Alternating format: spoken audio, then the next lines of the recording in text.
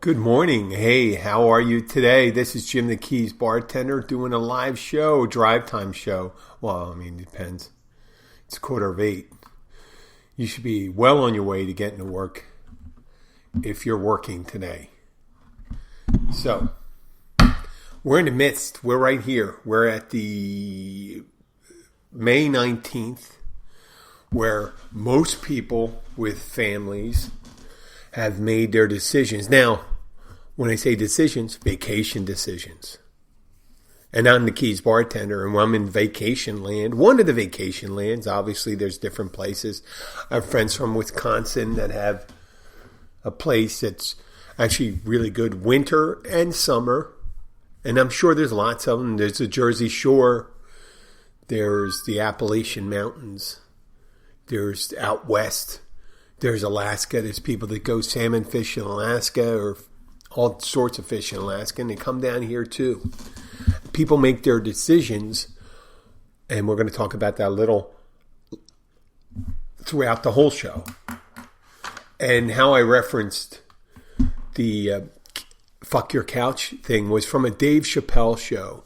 And it was, if you're familiar with Dave Chappelle's a comedian, and he had a show about, God, it's almost 20 years ago, maybe 17, 18 years ago.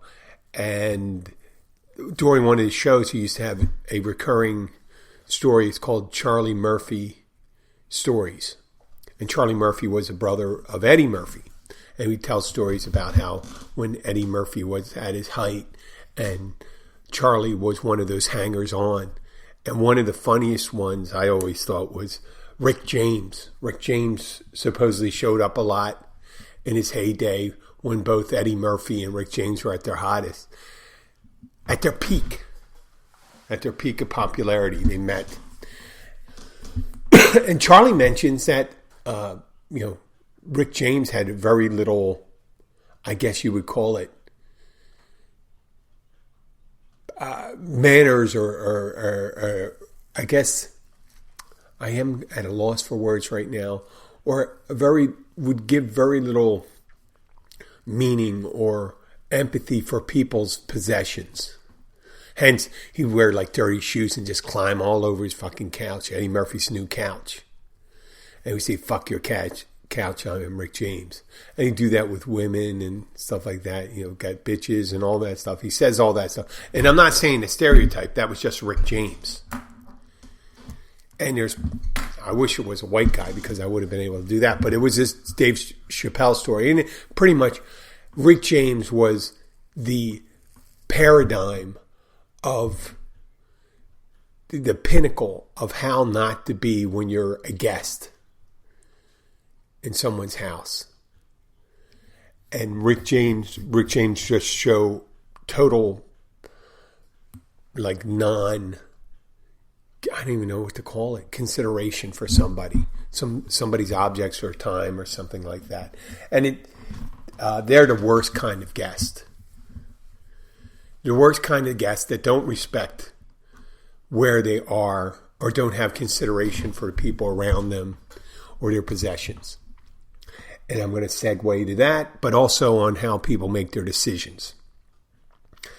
So if you recall, we spoke about, it's almost a year since the Keys reopened. It was back right before, right around the time, within a week or two or a couple weeks of St. Patrick's Day, 2020, when things started shutting down in our neck of the woods, but they started going around. It changed quickly then, but quickly in the Keys, and as a reminder for people who haven't listened to shows, they put a blockade, a checkpoint up on the stretch where we have our tether to the mainland is two roads, Card Sound Road and Route 1. And they leave directly out of Florida City.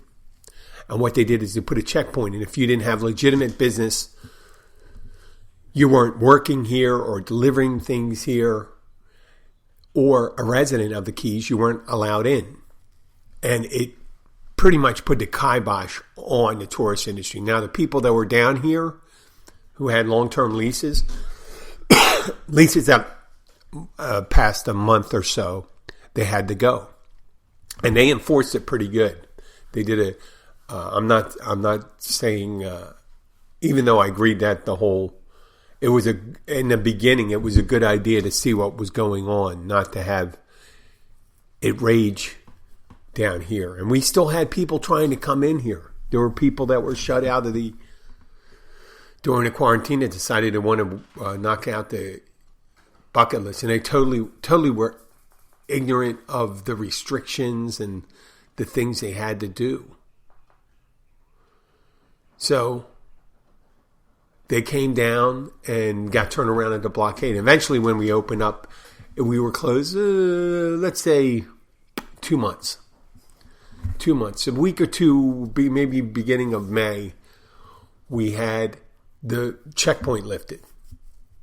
So it's almost a year. And then they started coming in. We opened up at 25, 50%. Some places we had a mask mandate for the county. If you were out and about inside a establishment, you had to have a mask, and you were supposed to be certain distance. And we were just feeling things out, but we were opening up, and people were coming down here. And we had a decent summer last year, and it combined with it being restriction. Maybe there was less people total, perhaps, but we had less workers. So at least the people that were in the service business, the less people working, the less people coming through. There's kind of zero-sum game. And in the beginning, people were very generous. Some of the people that were stuck, and they made it out. And then we started getting different people that came in. People that just couldn't go anyplace else. They normally went to the Panhandle or someplace on the Gulf Coast or the Atlantic coast, but they came down here. And we had that for a while. And people made their travel plans. And it was pretty much offsuit. You know, everyone said, pretty much that's it. You're not going. My family and I, we were thinking about going to Poland last year, and things stayed on. You know, when it started happening, the pandemic, we didn't know how long it was going to last. Everyone trying to put yourself back in the shoes. They thought, well, there's an incubation period, and you thought everyone locking down for 2 weeks, that would be it. But a lot of people didn't realize that they were either, you know, there was a lag time, meaning people getting sick and not getting sick and all this stuff. It was a longer cycle than 2 weeks. It took months and months and months. And now we're finally getting at it. Where we are in the Keys, we may have greater than 60% of the adults that are vaccinated. And there's a significant amount of the young people that are getting vaccinated, but there's a lot of people that aren't. And only history will tell how that will work out and see what the people that are vaccinated hasn't, how they feel about it in the long term. But it's shaping up this summer where, especially with this governor we have, he put a kibosh on any localities requiring businesses and locals to wear masks. Now, businesses can themselves do that. But I'm seeing down here in Publix where they decided to do it and they started to lift it, and they're putting it out to their employees whether to wear the mask or not wear the mask. So we saw it over the transition in a week about that opening where people are wearing the mask. Same thing at the restaurant. We still have our signs up, but we don't really get on anybody about it. It's just one of those things we're just slowly weaning off, I guess. And I imagine in a couple weeks, you won't be seeing that at all. Okay? But we're still probably going to get those people. There's going to be a smaller group of people, and it's going to be people that don't want to get the vaccine, but they also worry about COVID. And there are a group of people like that. There's people that don't want to get the vaccine and don't worry about COVID. And we will definitely see about what that will cause. But we imagine that there's people that say, well, just go down the Keys. They've been open. You know, they're not going to change. They haven't changed a bit. They're not going to do that thing again with the checkpoint. So we know we can go there. But there's a lot of other places we're just waiting. And as I said earlier, my family and I want to go to Poland, and we have property there. And the wife and daughter are definitely going to Poland. But the problem is right now there's very tenuous information, meaning it doesn't specifically ban you from going to Poland, but it doesn't allow you. Originally, as of March, if you went to Poland, or the beginning of the year, if you went to Poland, you were supposed to quarantine as soon as you got there, 10 days to 2 weeks. Well, 2 weeks, my whole vacation I'm going to take, so I'm not going to go to a place I have to quarantine, because I can just quarantine in this house and pretend I'm in Poland and just eat pierogies and kobasi. I don't drink vodka anymore or any liquor, so that wouldn't really help. And, I guess I can get some goat cheese while I'm there. But that's pretty much all I'd see of Poland, what I'd see from a car. From the ride from the airport, wherever I'm quarantining, then go right back. And then I have to get tested before I go back to see if I can arrive in the United States. So that wouldn't be so hot. So that's my decision right now in deciding. So with a lot of these places and people, when do you make your plans? People know around Christmas when we're going to Disney World, when the Griswolds are going fucking vacation. They knew well before Christmas, or Clark knew well before Christmas, that he was going to be going to Wally World and making the trip from the Chicago area to the West Coast, not realizing he was going to take their Aunt Edna, I think it was Aunt Edna, I'm not sure, and then to see the cousins and all that stuff, and to see all different things you're going to go and see, the biggest ball of twine and things like that. And I imagine people are making their decisions the same way right now. But Disney's been open for a little while, but they had restrictions, and you had people saying, I don't want to go to Disney if I have to wear a mask. Well, Disney can require anything that they want. They are a private business, same as Universal and things like that. And a lot of these companies, they do something different than a lot of states do. A lot of these companies do something states don't do. They take into account liability. Meaning, a lot of these people for companies, they may just think, well, there's probably like a 30% probability that these masks do nothing and 70% probability that they help. So they take the math and the science in hand and say, well, we're going to decide to go with the mask, and that'll show that we're doing our due diligence. So there's no breakout where people track, when they track the spread of infection, they're going to say, well, it happened. Mainly all these people that caught this were waiting in line at the Pirates of the Caribbean ride in Orlando, outside Orlando at Disney World. And they were all in contact in those swirly lines, which I imagine it's got to be hell. It's going to be hell, like 90 degrees. Central part of Florida in the summer is freaking Africa hot. When I say steamy hot, not like desert hot, not like you see in those Clint Eastwood movies the cowboy movies where he's going across the desert with the cracked lips and all this stuff. No, this is where you're sweating. You're just soaked. Everything's wet. 98 degrees, it seems like, or 100 something. You're waiting in the sun. You're wearing a mask and stuff. It's got to be the worst thing in the world. But people know they can go there now.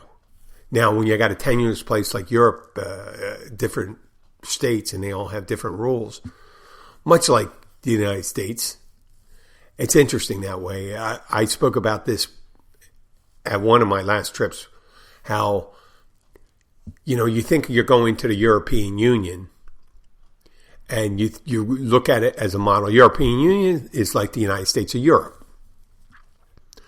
But there's actually more autonomy there between the countries. And the countries, it's funny how they call them, like in other parts of the world, when they mention states, they mean countries. In France, they don't have states, they have departments. It's kind of like a bigger section of a county a bigger grouping of counties and things like that. But in the United States, the states are kind of like, when people hear United States across the Europe and the rest of the world, the concept is United Countries. I get it. I know. We think in the United States, we think United States. Where we replace states with countries when you go to other parts of the country. Because when you talk about terrorism, you call someone a terrorist, and there's state actors and non-state actors. State actors are people that are sponsored by, terrorist groups that are sponsored by, like, Iran. And that we call the state actor, if they're dependent on how tightly control. And there's other terrorist groups that aren't tied to government, and they're called non-state actors. And that means they're not guided by a country.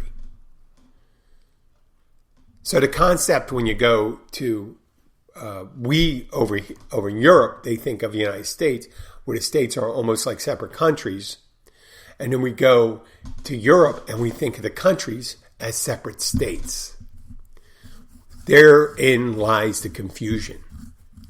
Where in the United States, the federal government has in the Constitution, elicits or enumerates all the rights and privileges that you have under the federal government, and allows all the powers that aren't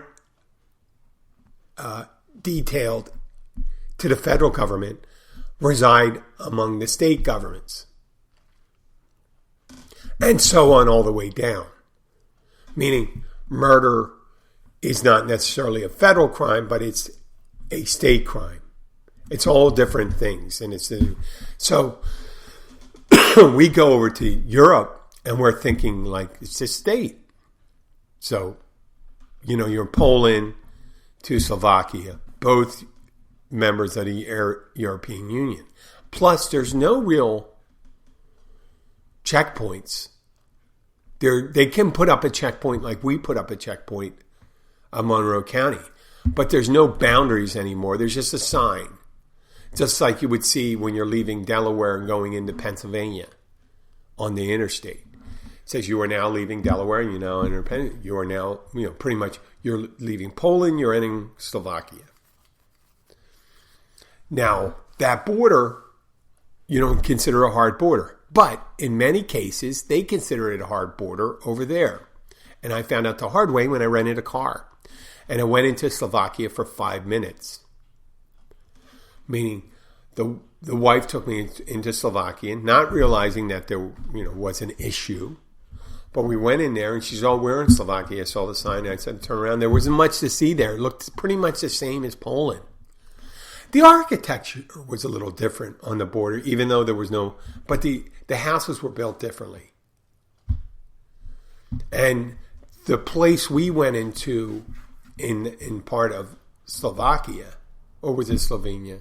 Slovakia. I should know better than that, shouldn't I?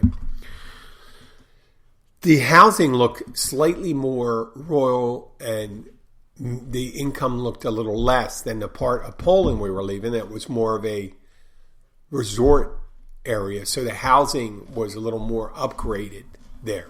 That's where all the real estate money went into Poland. A lot of it, the higher end went to the section we're leaving.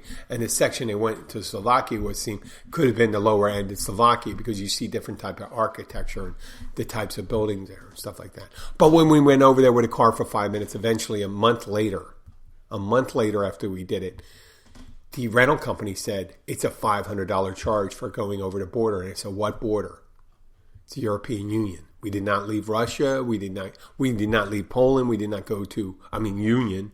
We did not go into Ukraine or Belarus or any of the non-European. No. You went to Slovakia. And that 5-minute trip in Slovakia was a extra charge of $500. So that was interesting. So you get, what I meant to say is they consider, even though you have their federal system of the European Union, but their their countries are more powerful than our states. Their countries are more powerful than our states, and their European Union, their federal government is weaker than our federal government. Even though they find the roads and all those stuff, and they're supposed to do a equanimous distribution of resources that they contribute. Right? And we're finding out distinctly what the meaning of that is with the progression of Britain's exit from the European Union and what that means for them. It mainly, the main things are travel and trade and work. So if you have the ability to work in any part of the European Union, you should be able to work in any place. So now with Britain leaving, you will need work permits. It's considered another country and things like that. You always see about the hard border in Northern Ireland because they share an island with a member of the European Union, which is the Republic of Ireland in the south, and Northern Ireland is part of Britain. So we'll see all those things with vacations, and vacations are different in European Union. And last month, the chair of the European Union was suggesting that they were going to open up. Well, these local governments, these countries, such as Poland, they have not said anything. Because you're going to have to deal with them. When you're flying into Europe, right? If you're flying to Germany, it's almost like you're flying to Germany. You are flying into the European Union because you're accepted in there. But once you fly into Germany, you go through the European Union laws and the German laws, which may be huge because they identify them, because they're one of the leading powers. They identify themselves as more European because it makes sense for them. In Poland, they identify as more Polish and secondary as European Union citizen, and they'll be stricter with their rules, which vary somewhat from the other countries in the European Union. And that's the part that adds to, the precariousness of deciding whether you're going to go to Poland or not. So I don't know. My girls are going to go for about a month or more, and I might go for 2 weeks, but it depends upon what they decide to do. It's almost like, so I'm going to use the metaphor for how people end up attracting people. It's kind of like let's use one metaphor as a prom date. Let's figure the summer vacation is the prom, right? It's the prom. It's a big thing, because it provides extra income, it's fun, and all this stuff. And in prom, it's the social part of being in high school, the best part. You worked really hard in high school. Supposedly, everyone should be able to graduate high school. I am so sorry if you weren't able to and you get a GED, but one of the crowning events is the prom or summer vacation. Now, some people decide to ask people months before the prom. Let's say it's this weekend, which is kind of late for the prom season, but we're going to say this weekend, which is the 21st or 22nd, right? If you had asked in February, early February, 3 months away, that's pretty good. Some people go even earlier, which is kind of crazy. But usually it's about 2 months to a month before that you ask your date. And even then you got to be careful, because then the tenuousness and, the vacillations of teenagers' feelings for each other. Really, I think I got, for one of my prom dates, I had a nun ask me who was doing a lot of referencing for me, a sister, at the sister high school of my boys' high school I went to. She was the academic advisor, but she was giving me great recommendations. So I owed her big time. I still do. Sister Denise, I wonder if she's still alive. I should look out for her. She'd be, Christ, how old is Sister Denise? She'd have to be in her 90s now. Mid-90s if she was still around. I got to check out. But how would I know? I can find it. Why not? I got Sister Denise of Archbishop Brian. Well, she asked me to take someone to the prom. And I didn't know who they were. I never met them. It turned out this girl was sick for a little while and stuff like that. Didn't really have it. And she wanted to make sure she had a date for the prom. I ended up taking that date. Now, that was right after Christmas when we came back. So I was already set up. And I had met like 2-3 girls since then. I was coming into my own. I met a girl at another high school. Met a girl at my own high school. And I had this girl I was committed to going to a prom, though never really having met her. I think I took her out for an ice cream and then took her out for a prom. But we didn't, it was one of those things. So I was locked into the prom date. She had a prom date. Now, the other ones, my friends, the one girl I went to my prom with, I met at another high school, and then I was invited to the same prom I was committed to go to already 2 more times. But they didn't ask too early. They didn't ask too late or early. I just got asked amazingly early, so I was locked down. Now I can imagine certain girls or guys that say, I'm going to wait till like a couple of weeks before. Well, yeah, there's some people available and stuff like that making late moves, but that's musical chairs. The later you go into musical chairs, and here I'm popping into another metaphor, as you remove the chairs, there's only one chair left, and there's 2 people, and there's only one person getting that chair, same as a date, and the same thing as a tourist dollar. Meaning the later you wait, the other direction, people make decisions to go in another direction with their decisions, whether it's on a date or a vacation. Especially the further you're coming, the more likely you are to make your decisions late. Now, with the advent of online booking for tourism and travel, people are more likely to say, well, I'm not really sure where I'm going to go. If you're flexible, you're flexible. With most people, though, that don't travel a lot, or it's a big event when they travel with the family, they have to commit earlier. The more people that are traveling, especially with us, because there's property involved and there's family over in the country they're going to visit, it's almost locked in. But they missed out last year because of COVID, and now they missed out on everyone, and everyone had to deal with that, all these countries. But this year, they don't have to miss out. They don't have to miss out. The thing is, they could be making their decision real late. Now, they'll get the people. These countries that make the decision late, they'll get the people that are over there and say, well, we'll just pop on over here. There's some really good deals, last minute deals. But when you're a resort town, right, and you're looking at hotels and you say, listen, the hotels are talking to each other in the restaurants and stuff. The restaurants know the last of what's going on. Hotels seem to, the higher end they're in the zone, seem to know earliest. And airlines do too. They know earliest what it's going to look like. Meaning if you're a very premium hotel, they know it's going to be a busy June right now or July. They might be able, it could get busy late. But the better the hotels, the more they know, we got a lot of bookings for July, and we're going to be incidental people booking, so we're going to be booked. They just say, well, we got 25% capacity left, and even that probably will be disappeared pretty soon. No, right now, they could be like 75% capacity.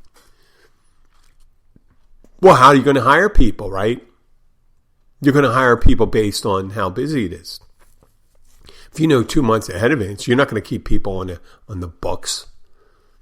If you don't need them to work, you don't have the people. And then what happens? They decide to come anyway.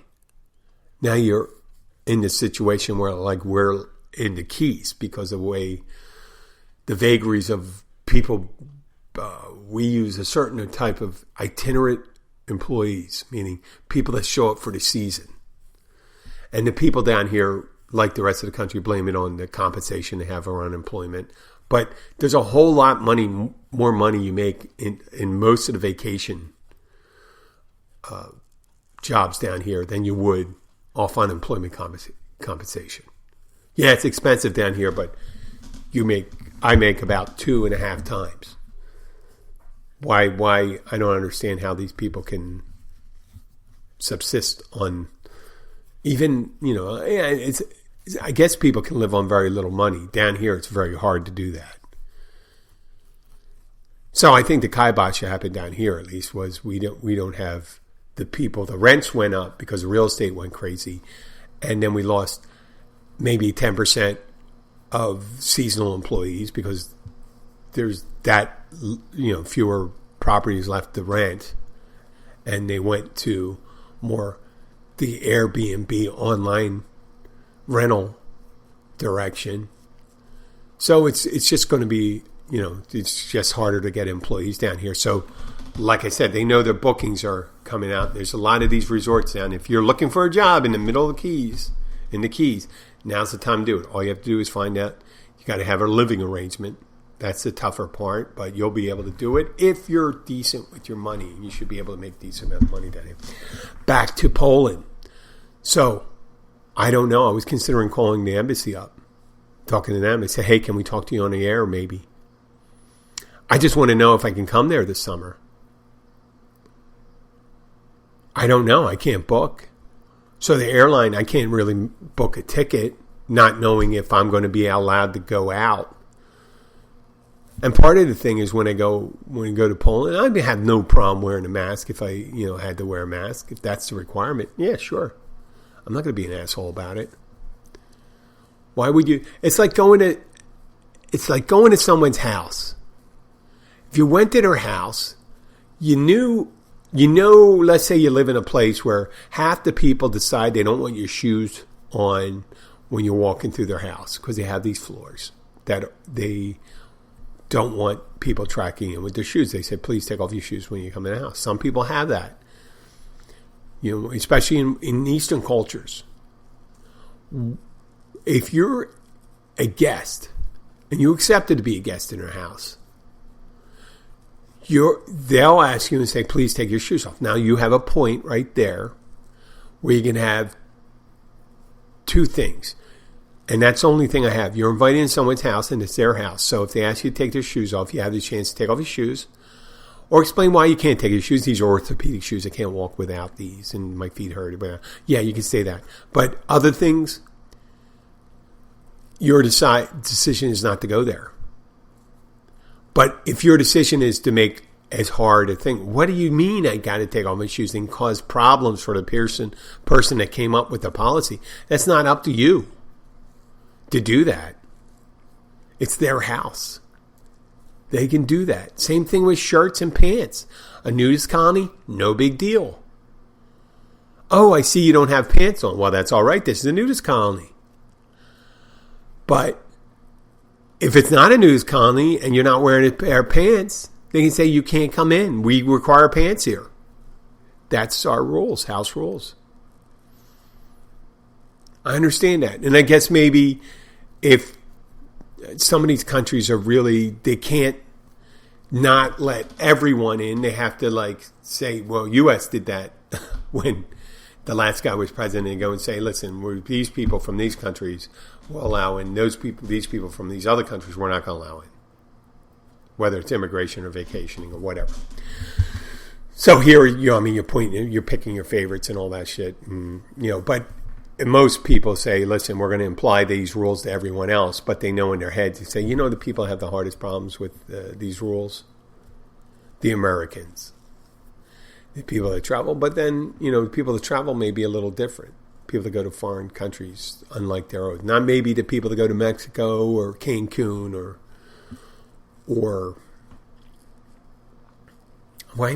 the Bahamas, things like that. They may be a little different. There may be a different demographic of people that go to countries that are dissimilar from their own. When I say dissimilar, Mexico's a lot like us when it comes to the way they drink and party and all that stuff. In their resorts. Same thing, Bahamas. So Americans try to behave like Americans when they're in other places. They go to a different country, they're more likely to be more conducive with the local customs. Like go to Japan, you're not necessarily going to make a big stink to someone just because someone didn't hand you a fork. You're prepared to use chopsticks. But you could be an asshole and just say, hey, listen, can't you see? I'm an American. Give me a fork and knife and all this stuff. That's the ugly American at work. So we're hoping that we can make a decision when other people decide what the hard and fast rules are, the restrictions. And they say this is what it's going to be for the rest of the summer. If it's going to be like it was, the rules we made at the beginning of the year with the 2-week quarantine or 10-day quarantine, it's going to be the one that go all the way through this year. I made my decision. It's not to go. And if they say that could change, that's what makes it tenuous. And whether I get a vacation this year or not, it's one of these things. I don't count my operation as a vacation. That is not quality time when you're healing.